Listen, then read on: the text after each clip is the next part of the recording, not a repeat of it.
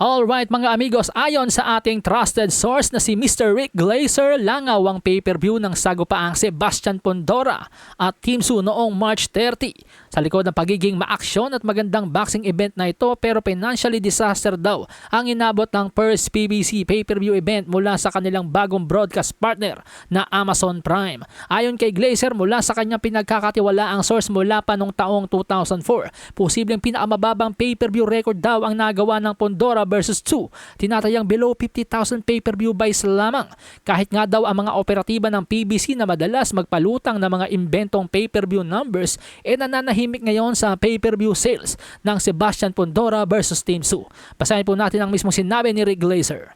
Many asking about the Pondora 2 pay-per-view number. It seems as if Amazon and PBC are hiding the number, which in reality is it so low it's an embarrassment. My source that I have gotten the pay-per-view numbers from since July 2004, an LA-based entertainment attorney, saying it probably set an all-time low. Who was buying that? Even the PBC operatives who float those phony high pay-per-view numbers are completely silent on this one. I believe it completely tanked on pay-per-view, like way under 50,000 pay-per-view buys. Not a good sign for the plundering PBC. Artistically, it was a very good show, but financially, it was obviously a disaster. So yun po mga amigos, nilangaw daw ang pay-per-view. Pero speaking of langaw, ito pa mga amigos.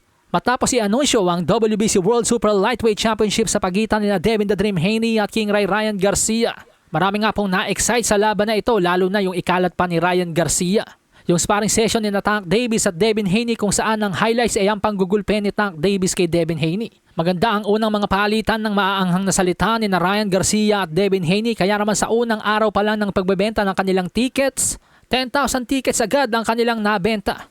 Kaya naman expected na mabilis masosold out ang kanilang laban. So balit mula nang magbaliw-baliwan itong si Ryan Garcia, tila na turn off ang mga boxing fans.